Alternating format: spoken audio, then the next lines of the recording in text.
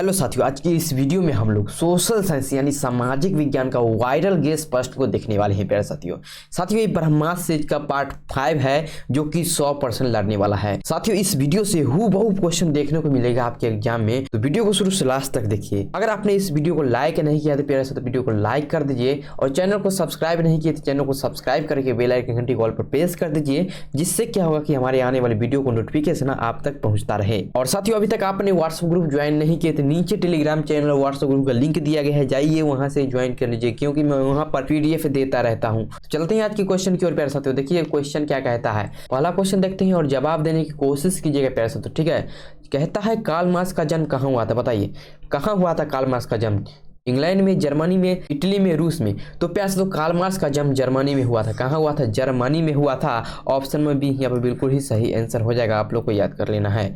चलिए बढ़ते हैं अगले प्रश्न की ओर। देखिए दूसरा नंबर प्रश्न कहता है बोल्शेविक क्रांति कब हुई थी, बताइए बोल्शेविक क्रांति कब हुई थी? फरवरी 1917 में, नवंबर 1917 में, अप्रैल 1917 में, 1905 में। तो प्यारे साथियों बोल्शेविक क्रांति नवंबर 1917 में हुई। कब हुई? नवंबर 1917 में हुई, ठीक है। इसे नवंबर क्रांति भी कहा जाता है, ठीक है, इसे नवंबर क्रांति भी कहा जाता है, ये भी आप लोगों को याद रखना है। ऑप्शन में भी यहाँ पर बिल्कुल ही सही आंसर हो जाएगा, आप लोग को याद कर लेना है। बढ़ते हैं अगले प्रश्न की ओर। देखिए अगला प्रश्न कहता है साम्यवादी शासन का पहला प्रयोग कहाँ हुआ, बताइए साम्यवादी शासन का पहला प्रयोग कहाँ हुआ? रूस में, जापान में, चीन में, क्यूबा में। तो प्यासा तो साम्यवादी शासन का पहला प्रयोग रूस में हुआ। कहाँ हुआ? रूस में हुआ। ऑप्शन में यहाँ पर बिल्कुल ही सही आंसर हो जाएगा, आप लोग को याद कर लेना है।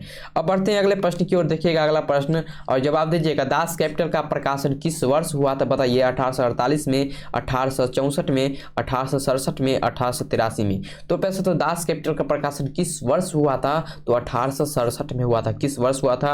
1867 में हुआ था, आप लोग को याद रखना है। ऑप्शन में से यहाँ पे बिल्कुल ही राइट आंसर हो जाएगा।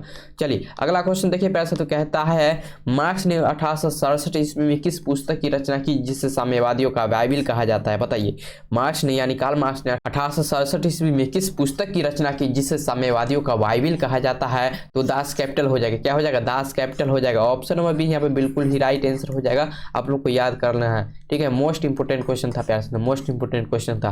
चलिए आगे बढ़ते हैं। ये भी क्वेश्चन जो है मोस्ट इंपोर्टेंट है, आप लोग को ध्यान देना है। वार एंड पीस किसकी रचना है? वार एंड पीस किसकी रचना है? Karl Marx, Tolstoy, Dostoevsky, Engels. तो प्यार से तो वार एंड पीस किसकी रचना है? तो टॉल्स्टॉय यानी लियो टॉल्स्टॉय की रचना है, ठीक है। ऑप्शन नंबर बी यहाँ पे बिल्कुल ही राइट आंसर हो जाएगा, आप लोग को ध्यान रखना है, ठीक है। चलिए बढ़ते हैं अगले प्रश्न की ओर। देखिए अगला प्रश्न जो कहता है 7 नंबर, जवाब दीजिएगा। साम्यवादी घोषणा पत्र के लेखक थे, बताइए प्यारे साथियों। Leo Tolstoy, Maxim Gorky, Lenin, Karl Marx. तो प्यारे साथियों साम्यवादी घोषणा पत्र के लेखक कौन थे?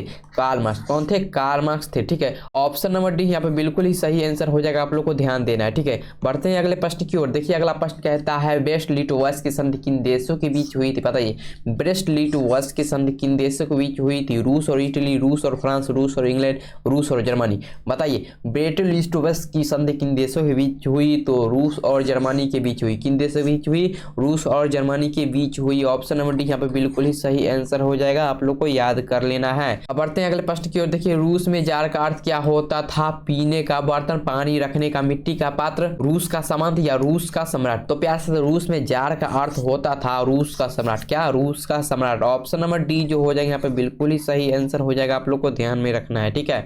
अब बढ़ते हैं अगले प्रश्न की ओर। देखिए अगला प्रश्न कहता है रूस में कृषक दास प्रथा का अंत कब हुआ? बताइए रूस में कृषक दास प्रथा का अंत कब हुआ? 1861, 1862, 1863, 1864।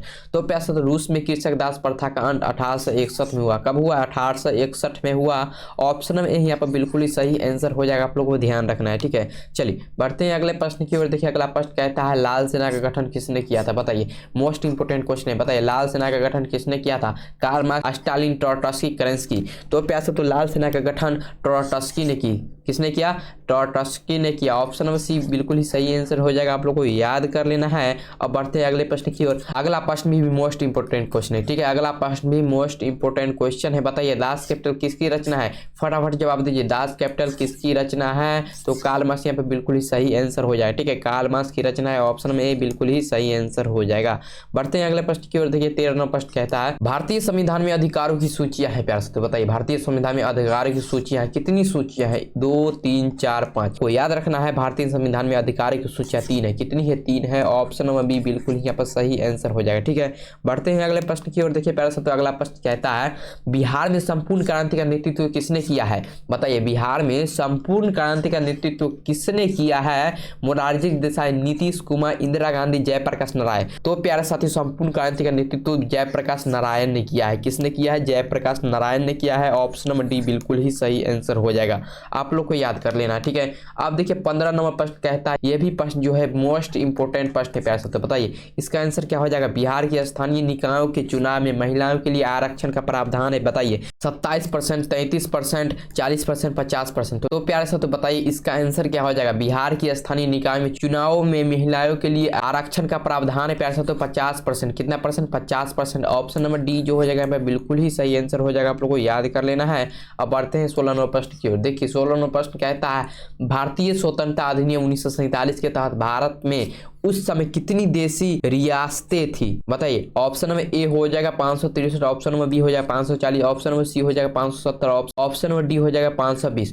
तो प्यार से बताइए भारत स्वतंत्रता अधिनियम 1947 के तहत भारत में उस समय कितनी देशी रियासतें थी? ठीक है, रियासतें थे तो 563 हो जाएगा बिल्कुल ही सही आंसर। ठीक है, 563 ऑप्शन नंबर ए बिल्कुल ही सही आंसर हो जाएगा, आप लोग को ध्यान में रखना है। बढ़ते हैं अगले प्रश्न की ओर। देखिए अगला प्रश्न जो कहता है प्यार से 17 नंबर कहता है भारतीय संसद ने किस संविधान संशोधन को 1992 ईस्वी में पारित कर नगरीय स्वशासन व्यवस्था को संवैधानिक मान्यता प्राप्त की? बहुत ही इंपॉर्टेंट क्वेश्चन है प्यारे से, तो बताइए क्या हो जाएगा इस प्रश्न का आंसर? तो हो जाएगा 74वां। क्या हो जाएगा? 74वां हो जाएगा। भारतीय संसद ने किस संविधान संशोधन को यानी 74वां को 1992 में पारित कर नगरीय स्वशासन व्यवस्था को संवैधानिक मान्यता प्राप्त की? ठीक है, 74वां बिल्कुल ही सही आंसर हो जाएगा। ऑप्शन नंबर डी बिल्कुल ही सही आंसर हो जाएगा। चलिए बढ़ते हैं अगले प्रश्न की ओर। और अगला प्रश्न देखिए पंचायती राज प्रणाली की विधिवत शुरुआत बलवंत राय मेहता समिति की अनुशंसा पर 2 अक्टूबर 1959 को राजस्थान के किस जिले से हुई थी? बहुत ही मोस्ट इंपोर्टेंट क्वेश्चन है, बताइए क्या हो जाएगा इस प्रश्न का आंसर? तो हो जाएगा प्यारे नागौर जिले से। ठीक है, राजस्थान के किस जिले से? नागौर जिले से हुआ था। ठीक है, ऑप्शन नंबर ए बिल्कुल ही सही आंसर हो जाएगा, आप लोग को ध्यान रखना है। ठीक है, चलिए 19 नंबर प्रश्न को देखिए। बताइए भारत में मतदाता होने की न्यूनतम आयु क्या है? मोस्ट इंपोर्टेंट प्रश्न है, बताइए भारत में मतदाता होने की न्यूनतम आयु क्या है? तो 18 वर्ष हो जाएगा प्यारे साथ। कितना हो जाएगा? 18 वर्ष बिल्कुल ही सही आंसर हो जाएगा, ऑप्शन नंबर सी। ठीक है, चलिए बढ़ते हैं अगले प्रश्न की ओर। देखिए 20 नंबर प्रश्न क्या कहता है भारतीय शासन प्रणाली है बताइए संघात्मक है, एकात्मक है, अर्धसंघात्मक है या न संघात्मक न एकात्मक? तो प्यारे साथ भारतीय शासन प्रणाली संघात्मक है। कैसी है? संघात्मक है। ऑप्शन नंबर ए जो हो जाएगा बिल्कुल ही सही आंसर हो जाएगा, आप लोग को याद रखना है। चलिए बढ़ते हैं अगले प्रश्न की ओर। देखिएगा 21 नंबर प्रश्न क्या कहता है भारत में संविधान द्वारा विशेष राज्य का दर्जा प्राप्त राज्य का नाम बताइए? ठीक है, दिल्ली, अरुणाचल प्रदेश, जम्मू कश्मीर, दमन एवं दीव। क्या हो जाएगा प्यारे? भारत में संविधान किसे विशेष राज्य का दर्जा प्राप्त है? तो जम्मू कश्मीर को जो है विशेष राज्य का दर्जा प्राप्त है। ऑप्शन नंबर सी जो हो जाएगा प्यारे यहाँ पर बिल्कुल ही राइट आंसर हो जाएगा, आपको याद करना है। चलिए बढ़ते हैं अगले प्रश्न की ओर। देखिए अगला प्रश्न कहता है न्याय मित्र निम्नलिखित में से किस संस्था का सेवक है? बताइए न्याय मित्र जो है निम्नलिखित में किस संस्था का सेवक है? ग्राम कचहरी, ग्राम सभा, पंचायत समिति, नगर पंचायत। तो प्यारे न्याय मित्र किस संस्था का सेवक है? तो ग्राम कचहरी का सेवक है, आपको याद रखना है। ऑप्शन नंबर ए यहाँ पे बिल्कुल ही राइट आंसर हो जाएगा, आप लोग को ध्यान में रखना है। ठीक है, चलिए बढ़ते हैं अगले प्रश्न की ओर। देखिए अगला प्रश्न जो कहता है बिहार की पंचायती राज संस्थाएं होती है बताइए बिहार की पंचायती राज संस्थाएं होती है 1 स्तरीय, 2 स्तरीय, 3 स्तरीय, इनमें सभी।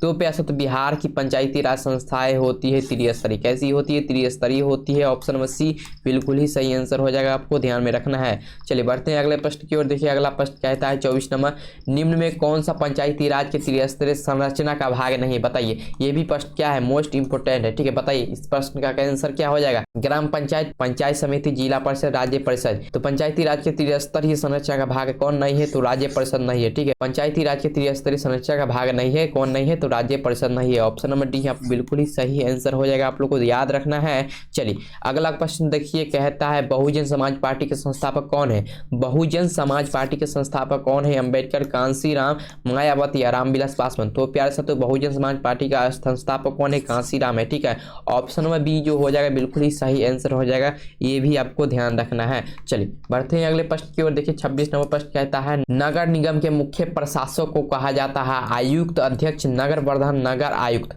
तो बताइए नगर निगम के मुख्य प्रशासक को कहा जाता है नगर आयुक्त कहा जाता है, नगर आयुक्त कहा जाता है। ऑप्शन नंबर डी बिल्कुल ही सही आंसर हो जाएगा, आपको ध्यान में रखना है। चलिए बढ़ते हैं अगले प्रश्न की ओर। देखिए 27 नंबर प्रश्न कहता है भारत में वित्तीय वर्ष कहा जाता है। बताइए भारत में वित्तीय वर्ष कहा जाता है कब से कब तक को? तो 1 अप्रैल से 31 मार्च तक को वित्तीय वर्ष कहा जाता है, आपको ध्यान में रखना है। ऑप्शन नंबर सी बिल्कुल ही सही आंसर हो जाएगा। ठीक है, चलिए बढ़ते हैं अगले प्रश्न की ओर। देखिए 28 नंबर प्रश्न कहता है भूमि का मूल्यांकन उसके किस गुण से निर्धारित होता है? बताइए मूल्य, आकार, मिट्टी, उत्पादकता। तो भूमि का मूल्यांकन प्यारे साथी उत्पादकता के गुण से होता है। ऑप्शन नंबर डी बिल्कुल ही सही आंसर हो जाएगा। ठीक है, चलिए बढ़ते हैं अगले प्रश्न की ओर।